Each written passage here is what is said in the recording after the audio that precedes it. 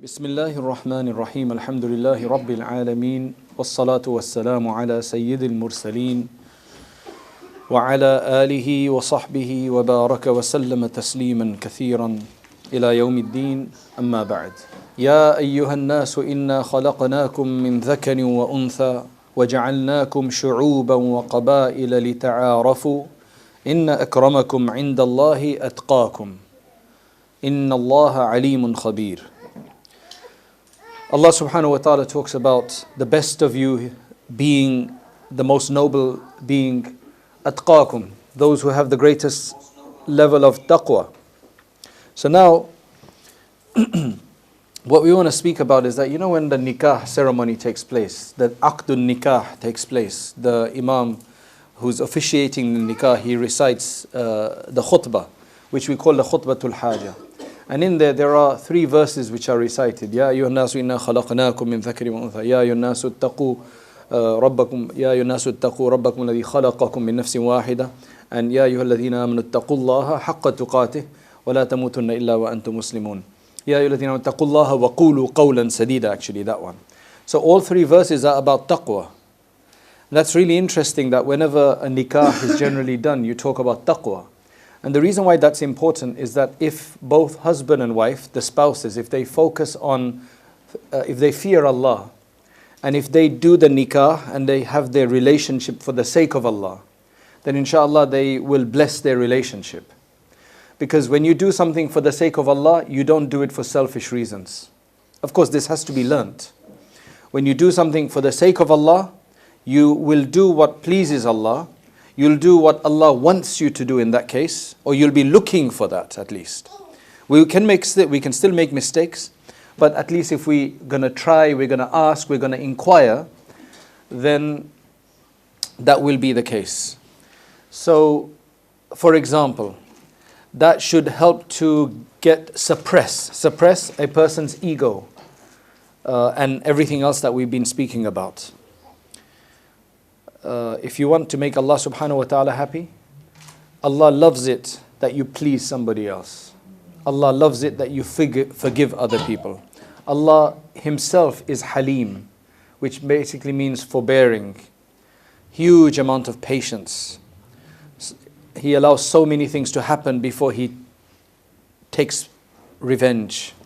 So all of these are characters that we want to add for ourselves as well. And that is one of the best ways that will effectively benefit the marriage. So, before the marriage though, just to cover the engagement period, when people get engaged, I just want to clarify that that is not a nikah, that is not a marriage. Engagement just means, okay, you have been fixed up with this person, and there is a hadith which mentions that when somebody is in advanced discussions with somebody else to get married or to buy something or sell something, a business deal or something, then nobody else should come in and try to sway this or remove it. Yes, if it's just initial discussion, I'm looking, okay, I'm going to go and see such a person, then it's okay for somebody else to come and say, oh, but have you considered this person?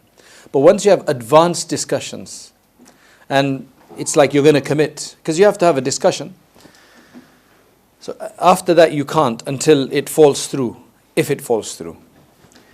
Once you do get engaged, a lot of people think that once we've committed to one another, it's like engagement is like a commitment. Some people make such a big deal out of the engagement that they make it like a wedding. In terms of the feeding, the guests and the gifts and everything like that. And that's totally not what it should be. Engagement is just, okay, khalas, and the best thing is to make the engagement as short as possible so that you get fixed up and then you're going to get married soon. Long engagements are dangerous because you feel you're connected to somebody now, but you're not really connected, so you can still not act like husband and wife. You still have to act like strangers, right? But then some people take offense.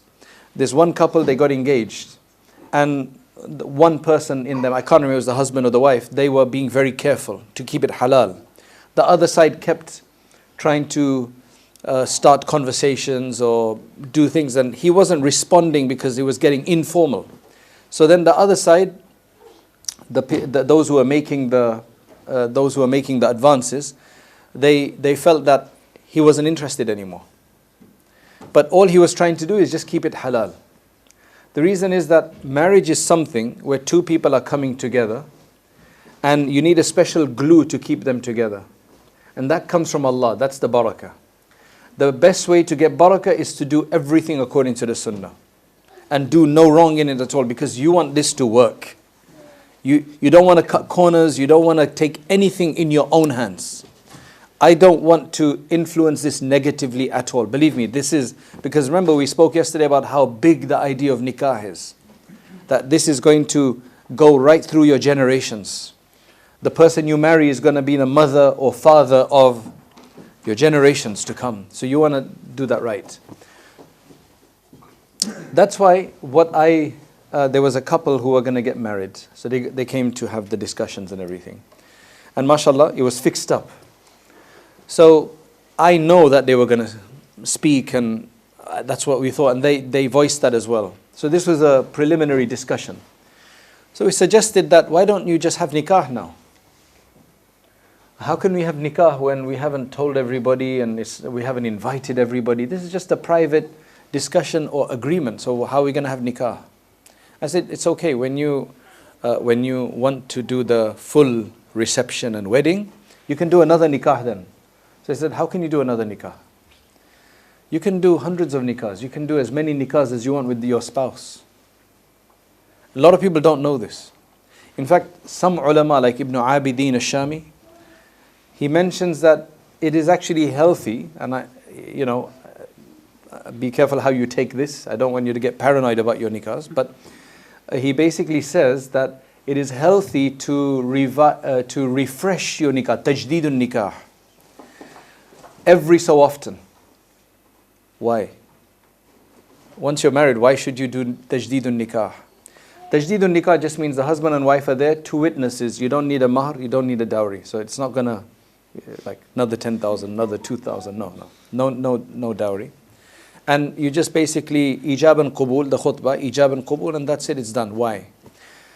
The reason he says is because, I give you from an example. There was a big mufti in the Indian subcontinent, in India. There used to be a couple who used to come to him, and always with their problems. So he used to try to help resolve, counsel, correct, and so on. One day he says, I'm going to do your nikah again. They'd been married for years. He says, I'm going to redo your nikah, so ijab and qubul, the offer and acceptance. And he did that. And they stopped coming. After a while or something, he must have met the man. And he says, most of our problems have been resolved. So what was so special? Why did you do the nikah again?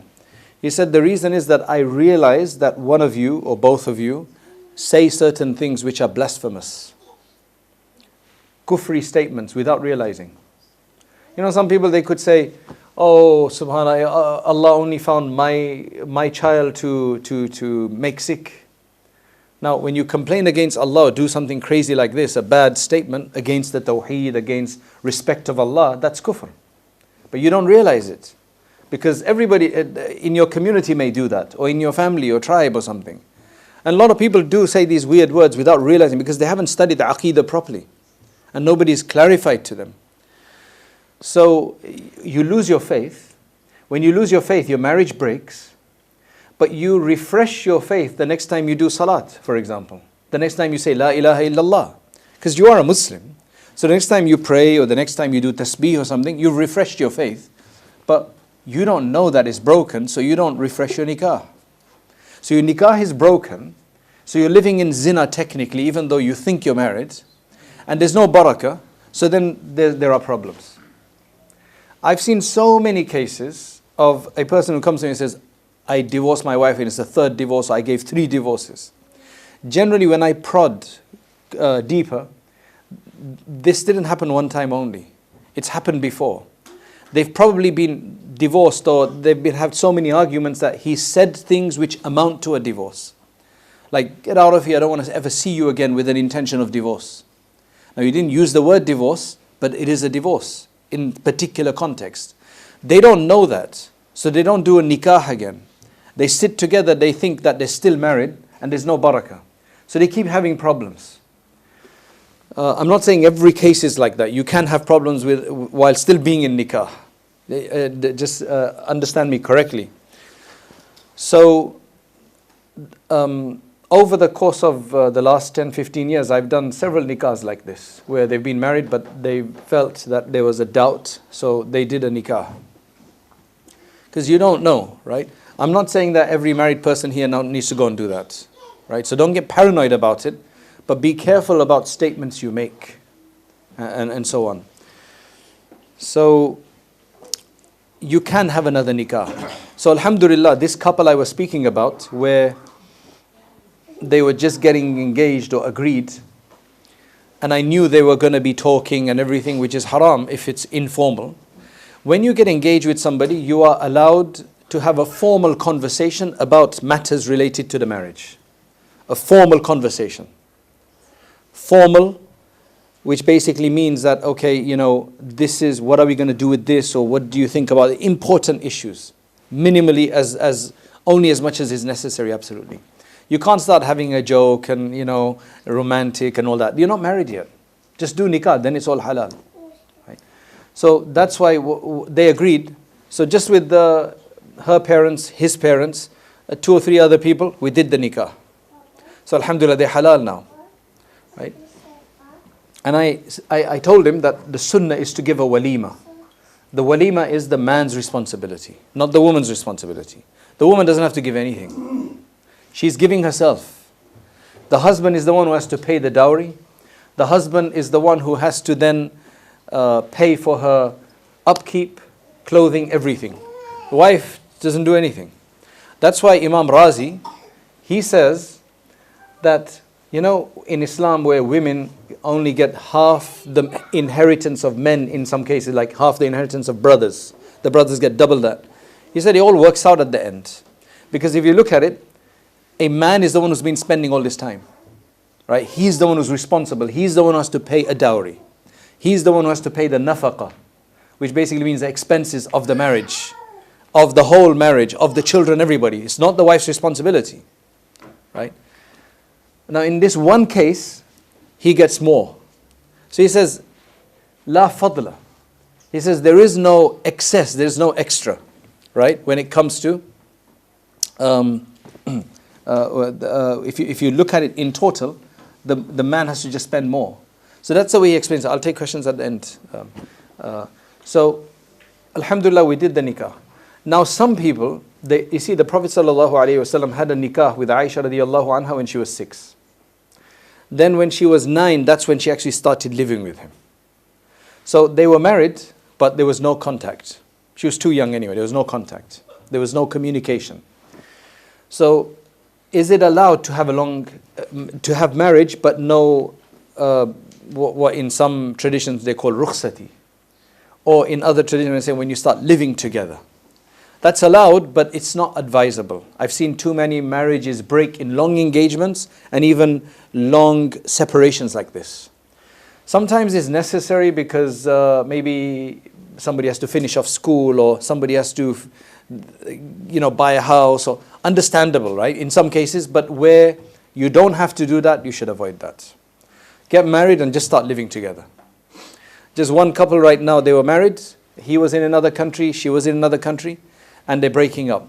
See, because text messaging is very dangerous. Because in text, all you have is words. And some people are not very careful with words. There's no emotions in, unless you're a very good writer. And you're very careful about what you write. Like when I write, I try to be very careful. Because I'm trying to see how are they going to take it. But some people are just like, no, yes, you know. Will you be coming, will, and then the letter U. Right, you know, the word, the letter U. They don't write properly. So it gives a wrong impression. There's no emotion. You can write an emoji, you know, like one of those little weird symbols, but it doesn't do it. But when you're physically there, there's a lot more. And touch is a very important thing between relationships. Touch, hugging, holding hands, contact. This provides the love hormone. So that helps as well. Now when you're far away, all of that is very difficult. you spend a lot of money on the phone and texting and all this kind of stuff. So it's not advisable as far as possible. So when you then get married, what I want to talk about is that when you get married, what is the Sunnah way of getting married? The nikah itself, what's the Sunnah way? The actual Sunnah way of marriage is very simple. It's so simple that you'd be surprised. Everything else that people are so worried about the nikah day, it's all because of different cultures. Some cultures the nikah is very simple, some cultures it's too complicated. Do you see what I'm saying? None of that is necessary. I'm going to tell you today what the absolute basic essentials are.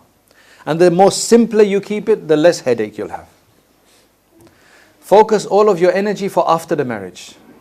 Why spend 40, 30,000, or in your terms 300, 400,000, right? Because when I say 30,000 pounds, that's like 340,000 kronas. What's the point of one day? Why not give that to the couple to spend for themselves? Here we spend a huge amount for the day itself. I'm not saying don't spend nothing. You can spend a bit, make it special, but not a crazy amount. Keep that for later. Some people take loans to do this. So they enter marriage with a debt. What's the point?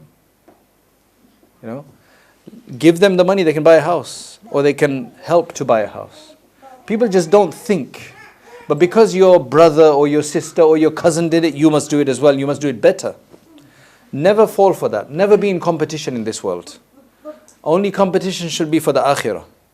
And once you make yourself independent like that, you will free yourself. You won't be a slave to competition. You will not be a slave to culture. Release yourself. Release yourself. Free yourself. Become free. Subhanallah. It feels so good. What is the nikah in Islam?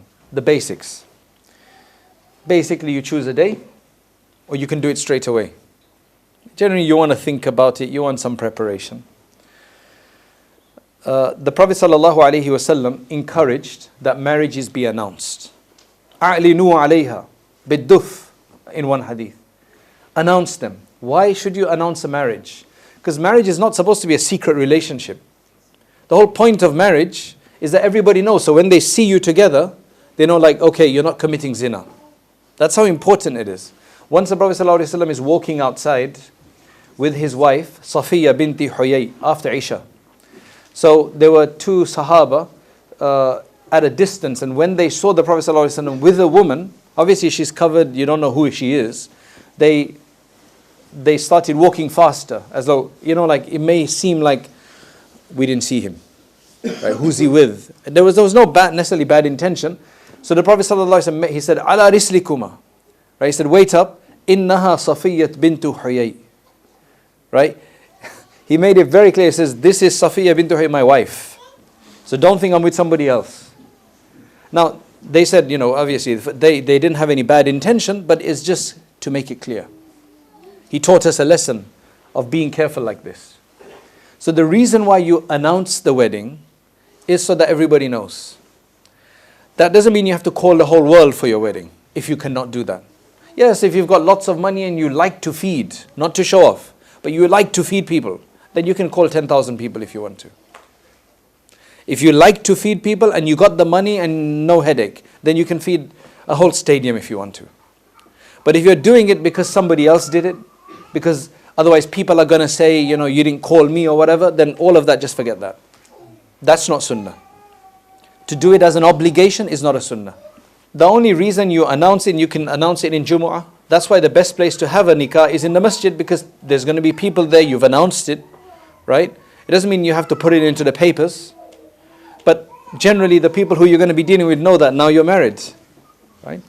Therefore, a marriage should not be contracted in secret. If you do contract a marriage in secret and you've got, you've actually got the witnesses and the mahar, it will still be valid in most madhahib. But I think the Malikis are very strict about it, as far as I remember. And they say, I think they really discourage secret marriages completely. Right? right? Even if it fulfills the conditions. If there's no i'lan, if there's no announcement. Right? According to a Sharh al-Kabir of Imam Dardid, he says that a private nikah that is not announced may not even be valid. This is the Maliki school. So it's best not to. Of course, sometimes you may be in a condition where you're going to commit zina, so you have to do a marriage just to make it halal. That's exceptional case. Right? Anyway, the following now should be observed in the actual ceremony of the sunnah.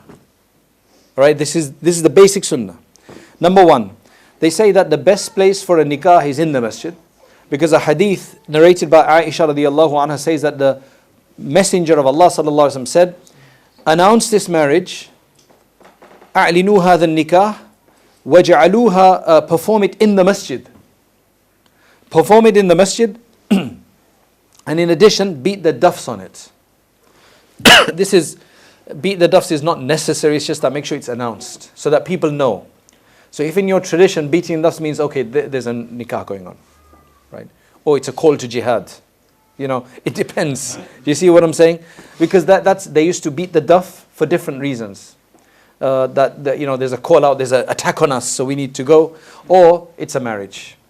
Nowadays, you don't need to do that. Nowadays, you just make an announcement. There's a microphone, there's a speaker system, and we have other ways to do it. So it's not necessary to do that. And duff doesn't mean that you then start playing music, all this romantic music. Right? That doesn't mean that. It's just a whole idea is an announcement. Bang, bang, bang, you know. That's the idea. So perform it in the masjid, because performing in the masjid helps the announcement. And of course, it's a blessed location. Why would you want to do your nikah anywhere else? Why not in the masjid, in the house of Allah? You know, so that you get more barakah anyway. And since marriage is also a form of worship, worships are best done in the masjid, because it's appropriate here. That's why the great Anatolian Hanafi jurist, originally Anatolian, he is Ibn al-Humam as-Siwasi, who died in 861 Hijri. He adds that it should be also held on a Friday. It's best to do it on a Friday because you got more people. Right? He also clarifies that if you do use the duff, don't use it in the masjid, do that outside. Because the masjid is not a place to make a racket. Right? And people in the masjid, they already know anyway, so the whole point of it is outside. Number two, the second aspect, now this is not necessarily all sunnah, but this is also recommendations. Number two, scholars and other righteous peoples could be invited to gain the blessings of their presence and their du'as. So try to have at least some righteous and pious people so you get their du'as as well, and their presence brings the rahmah of Allah subhanahu wa ta'ala. Number three, the nikah itself technically can be conducted by anybody, but preferably conducted by a righteous person or a Muslim scholar. Again for barakah, but not necessary. Number four, this is necessary, at least 2 witnesses should be present in the gathering. Although, you know, when we generally have a nikah in a gathering, everybody's a witness. But the reason why you want to make 2 people the formal witnesses is because then you write their names down. So in the marriage certificate, if you're going to have one, is so that if there's a problem afterwards, then at least you can call on to them and say, did you witness it? Like as a formal witness. Otherwise, everybody's a witness. As long as you got 2 people minimum there, it's sufficient. Number 5, the marriage payment, the mahr or the dowry should be stipulated beforehand. You don't want to negotiate in the gathering. That's a bit weird to negotiate. Negotiate that beforehand. Now, different people have different customs about mahr, right? Once in my community, I was one of my good friends in the community. He was part of the committee. He said, Shaykh, you need to come to my house and do the nikah for my daughter. She was my student. I used to teach her before. And then now she's getting married. So I said, you know, I don't come to houses. I like doing in the masjid. You know, in houses you get somebody else. He says, no, please, you know. And then he explained to me.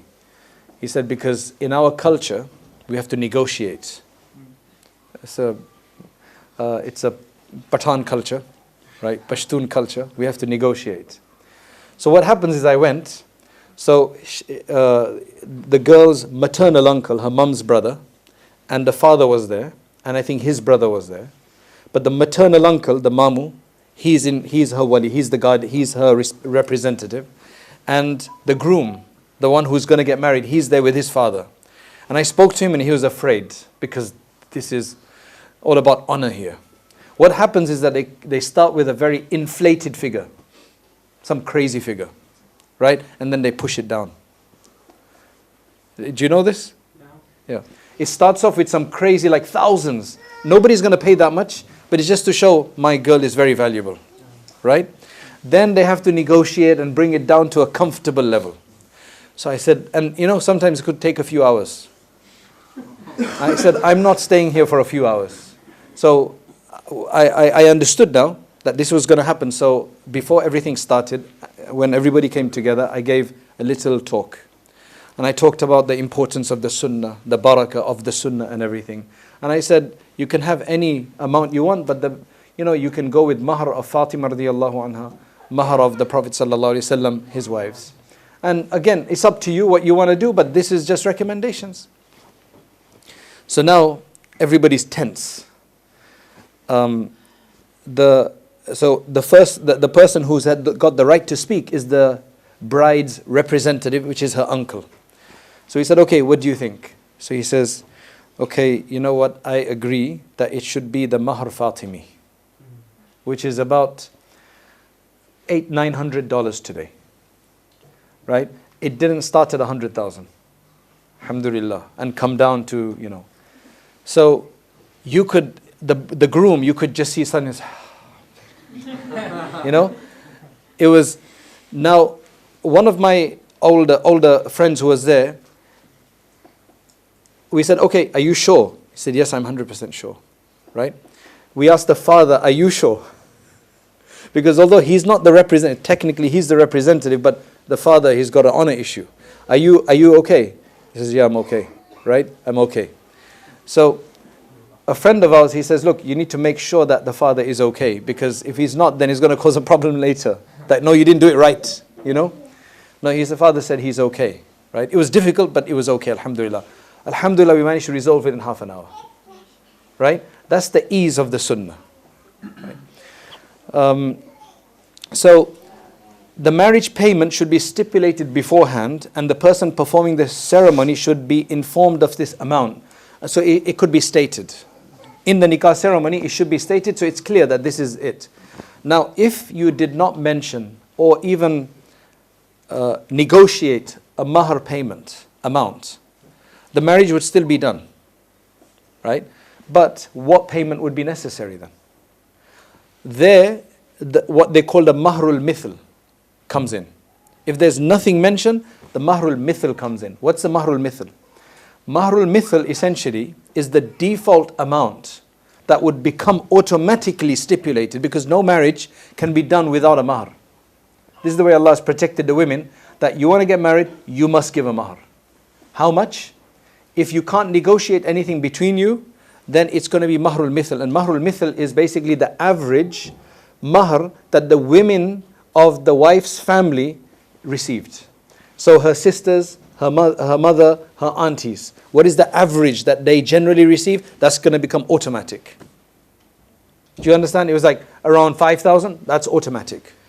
Obviously, the mahr of the Prophet sallallahu alaihi wasallam, called mahrul azwaj, the marriage dowry that he's been known to have given the wives, his wives. That and the mahr of Fatima. Although the mahr of Fatima, there's a difference of opinion exactly, and anybody who's wants to know this in detail, there's lots of good articles about this, and I've got it in detail written in Handbook of a Healthy Muslim Marriage. But it's approximately right now, it's between 700 to 900 pounds. Approximately, less than 1,000 pounds. A woman can ask for anything she wants. And it's up to the husband, the groom, to accept. But it's not a good idea to do that. Now, in some cases, it may be a good idea to make that as if you're worried that this guy, he's known to just marry and then give a divorce and run away and then leave the woman without anything, and she makes a big investment, So in that case, you could have a safety net. So you could have some people split the mahr, the dowry, into two sections, the mu'ajjal and the mu'akhar. So right now you give £700, £500, £100, whatever, $100, whatever. And the mu'akhar is deferred, delayed, on credit. That could be, again, 5,000, 10,000, some people say 40,000, whatever. As long as you agree and it's reasonable. That will only become necessary if there's a divorce or if there's death. So if the husband dies or the husband divorces the wife, then that will become necessary. I would only suggest that some people just have that in their culture. That's normal in their culture. Some Middle Eastern countries have that in their culture. It's not the Sunnah to do that, but it's not against the Sunnah if there's a reason to do it. I just personally would advise not doing that by default unless the woman is at risk, to preserve her. That's why some masajid in the UK insist that you get a government marriage permit before the Shaykh will do the nikah as well. Because what's happening is that many people are getting married, they're deceiving the women to get married to them, and then they just disappear. The woman has no recourse because there's no civil marriage registered in a non-Muslim country. In a Muslim country, I think everything has to be registered in many Muslim countries, but in a non-Muslim country, it's not like that. So then they just run away. Now, if your women are in doubt about this, you should insist on registration. Because there's a lot of men, especially doing secret nikahs and that, you should be very careful. Because I've seen so many cases where young women, young girls, 18, 19, 20, 23, 24, and they get married to somebody, sometimes even a second wives, and then the guy just disappears. So you need a sense of security. Because for the guy it's easy, he just disappears. He doesn't even have to divorce you. He can marry up to 3 more, technically. Whereas a girl, she can only be married to one person. So if he then disappears and you don't have a divorce, you're stuck. Then you have to go to a Sharia court and try to get a dissolution, fasq, and all the rest of it is too complicated. So generally, women have to be much more careful about anything that is not ordinary. Number 6, the bride should preferably appoint a representative to conduct her negotiations and so on, such as, of course, there will be, such as her father, uncle, brother, or any other elder to represent her. The representative should be present in the gathering. Now, this is talking about the actual nikah day. This is not talking about negotiations. In that, the woman herself and the man can speak together, right? But this is where you have to be very careful. You don't want to meet privately, and privately today is even in a coffee shop, unless you've got your father, brother, or somebody there. Because a lot of people think if you're in a coffee shop, you're in the public. But public in Western countries, in liberal countries, is that leave them alone. Let them do what they want. Even if they're sitting, eloping, kissing, nobody's going to say anything. Right? Nobody's going to tell you, please, can you just cover yourself? Or go and do it at home. You see what I'm saying? So, that's not really an excuse. Preferably always with somebody and the reason is that you don't want to get emotionally attached. It's not healthy for you. You don't want to get emotionally attached. Because you could get emotionally attached and then nothing works out and then you're in trouble. So that's why preferably always with somebody else. Keep it formal so that you don't get into any informality or any other weird kind of relationship in that, because just wait. Sabr, just wait, you get more barakah. So now on the day of the nikah, even Khadija, she was older than the Prophet ﷺ by 15 years, 15 years. But she sent a representative, even though she had hired him before the marriage, she had hired him to do trade for her, and found out, wow, he's Ameen, he's mashallah very trustworthy. So then she sent a proposal through a common person. She didn't say to him, hey, I want to marry you. Preferably not. Not to say that's, if that's the only way for some people to do it, it will work, but it's best to always go through somebody to keep a buffer. To keep a buffer until you're married, then take everybody out of your relationship and it's just you two, So according to, now you have to remember the representative of the wife should be present in the meeting. So she makes somebody a representative, her uncle, her brother, her father. to basically do the ijab and qabul on her behalf, to do the offer and acceptance on her behalf. That's the best way to do it. The wife could technically do it herself, right? But according to the Hanafi school, the consent of an adult woman is necessary. And without that, she cannot be married off by her father or guardian. Even the father is not allowed to marry off his daughter, who's a mature woman, right? He's not allowed to marry her off without her consent. If he did, he says, I'm just going to do a nikah. He doesn't tell her. You come along and say, like, I'm going to marry you to my daughter. You say, yeah, absolutely, right? When she finds out, if she rejects it, the marriage is broken. It doesn't work. If she says, yeah, he's not a bad guy, okay, fine. That's a good gift you gave me. Bismillah. Then it's okay. Right? The Prophet ﷺ said, a virgin is not to be married off until her permission is sought. So they asked, how do you get her permission? He said, her silence. So generally, you expect virgin women to not be like, yeah, wonderful. Absolutely. Right? That is the guy I wanted. Generally, they're going to be like an embarrassed smile. So that means yes. Don't force them to say yes. Unless their facial expression is a horrific, like, what are you doing? But they're so fearful of their father or whatever, then that is not considered to be an acceptance. Okay, number 7, when the bride appoints a representative, before the nikah ceremony, 2 people, my uncle, her brother, somebody's going to come to her and say, can we, make me the father a representative to conduct your nikah. In the Shafi school it's different. He doesn't need her to make him a representative because he has the right to marry her off. So in the Shafi school, there's ikhtilaf in the madhahib here, a difference. For the Shafi school, he doesn't have to take permission from her. He can marry her off. As long as she's not been married before, he's got the right to do that. Right?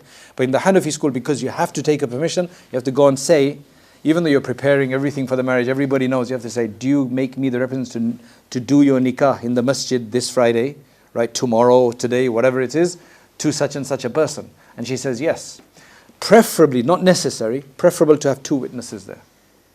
Why? Because he goes and does the nikah, and later on that day she says, I didn't tell you. So that's why you need the witnesses. Otherwise it's not necessary. Number 8, once everybody's together in the masjid, so imagine this is a marriage ceremony, right? Who wants to get married? We'll do it. You want to get married? Not yet. You were about to say yes, weren't you? Yeah? Okay. We're not here for marriage making or matchmaking, so unfortunately not. But when you're all together, you've got the groom, you've got the father or the brother, the uncle for the wife side, right? If the wife is even there, that's fine. If they've got if they've got the facility in the masjid and the wife is the bride is even there, the rest of the family, that's fine. But here officially, her father is representing her, for example. And then you have the 2 witnesses, and then you can have more people sitting there. Then the imam or whoever it is will recite the khutbatul hajah, which I explained earlier. And this includes obviously the 3 verses of Taqwa from Surah Ali Imran, Nisa and Ahzab. And they may add a few hadith or some nasiha, whatever the case, as you see, but it's not necessary. Right? And then he will basically ask the representative that do you give approval, consent to your daughter, your sister, whoever her name is, marriage to such and such a person, you mention them by name. And this person will say, he will ask then the person, are you agreeing to marry such and such a person in your with this much dowry amount in front of the witnesses? And he'll say yes. There, it's done. Now there are technicalities here in the way it can be done. It can be done slightly differently as long as the conditions are fulfilled, and that is fine. You must make the person say, I accept her. And people should hear the name of the bride. Because if it's, do you accept to marry her, and there's no discussion about her, he could turn around and say, I didn't accept her, or something like that. So just the names have to be mentioned, or people should know who we're talking about. So generally they will make the groom say, qabiltuha, I accept her, tazawwajtuha, right, I marry her, nakahtuha. You don't have to say all words, you can say anything to accept that, yes, I've accepted, and it must be done in an absolute way. Not that I will marry her, like in the future, then that's not accepted. It has to be like a term of certainty. I've married her. I've accepted her. Number 10, the Imam and everybody else should then make the following dua. Barakallahu lak, wa baraka alayk, wa jama' baynakuma fi khayr. May Allah bless you, have His blessings descend upon you, and unite you together in goodness, as related by Imam Tirmidhi. Then he could do more du'as or whatever, and then after that, whatever you want to do is all culture. It's up to you, you know. You can meet one another, you can meet and greet the groom and greet the father and all the rest of it. Everything else that the husband's family is now responsible to give every member of the bride's family a pair of clothes. Different cultures have different things. All of that is not necessary. There's only one thing which I understand. In some cultures, when you get married, the man, he gives a mahr. But he's also told to give like 3 or 5 pairs of clothing for the wife. I used to think that was pure culture. But actually, that could be Islamic. I don't know, do you guys have that in your culture where you have to give them clothing? But the culture of giving your wife clothing before the marriage, where it comes from, I figured it out, is that it's not pure culture. Once your wife becomes yours, it's your responsibility for everything. So she should not be obliged to come even with her own clothes. See what I'm saying? That you pay for her clothes as well. You're showing like these are 3 pairs or 5 pairs advanced clothes that you're going to come into the marriage with. You're not obligated. Can you see how much Allah has kept the man's responsibility, and the wife just comes, bus her body, that's it. You come. We'll pay you, we'll give you everything. But unfortunately, all of this is lost. In the feminist narrative, all of this is lost. Nobody worries about this. In some families, in some cultures, they give a mahar amount and then have a gold amount separate. So I don't tell people like, why don't you just make it all mahar? Why you call that something else? And then some people say we give that gold to use. Some say we give it as a gift. Lots of communication, lots of confusion. It needs to be very clear as to whose is what. So that's it. Now in the marriage contract, you can have a written contract. It's good to have a marriage contract, but it's not necessary obviously. As long as people know, then your nikah, your marriage. But sometimes you will need a marriage contract for legal purposes. Right? What I want to talk about now quickly, the next point, before I take a few questions, is the first night once you get married. Have you noticed that when a couple now get married, because after this gathering they're halal for one another. How long did it take? I know it took me long to explain it, but how long did the ijab and qabul take? The offer and acceptance, the gathering where the imam, how long does it take? 2 minutes. Right? It could take 1 minute. And that's it, halal now. You know when you as a groom say, I accept. It's a big thing. It's like suddenly everything that's haram now becomes halal for you. Not everything, but those things within marriage, it become halal for you. It's a very important I do or I accept. Now what happens in cultures is that the girl will be taken and they will get her ready, and then these big functions and everything, and poor guy doesn't get to see her until the night when she's all tired. Right? You know, that's why think outside the box, and however you want to organize this, that's up to you. All the rest of this is now culture. The only other thing which is, there's a few things which is sunnah. Sunnah in the sense that the Prophet ﷺ, he took his daughter to Ali radiallahu anhu. Again, that's based on convenience, whatever you can do. It's not necessary for them. He then sat between them on the bed and he basically gave them some advice. Right? That's mentioned as well. Another thing is the walima. That's a sunnah. And the walima is awlim walau bishat, is the man's responsibility, not the girl's responsibility. If the girl's family just basically let her go and do the nikah and everything, they don't have to pay any money for anything else. Right? But generally in many cultures the tradition is that when you get married, generally first the wife's family, they will feed everybody. And that's fine if they want to do that. Then the husband will do the feeding after he gets his wife, after they've spent a night, which is understandable because walima is to thank Allah for the blessing that He's given you of now being able to be with your wife. It's a vote of thanks almost. Walima. That's what you call a walima. Generally, a walima, according to many scholars, cannot be done or is not sunnah to be done before you've been alone with your wife. Do you see what I'm saying? It's about thanking Allah after you've been with your wife. Now to give walima. Walima, as I said, could be given for 5 people, 2 people, 100 people, whatever's easy and convenient for you, for out of your goodwill. I'm so excited that I want to feed 500 people. That's fine, as long as it's not for the wrong reason. But it's the man's responsibility. Of course, if the bride side says that, look, let's just have one, we want to feed as well. We don't want to have 2 sessions, 2 receptions, 2 programs. Let's join together and do it. That would be fine as well. That would be, they contribute some, and a lot of people are doing that now. Personally, I would like it that I do my walima, because it's a matter of my sunnah that I want to do it. Right? What happens in long engagements, not long engagements, when you get married but you're only going to be together later on? You know, when you get married and then you're going to be together later on. Or sometimes people get married in a very low-key nikah. They just get married, but because some uncle is not present or some brother is not present, they're going to do the big reception afterwards. Public, you know.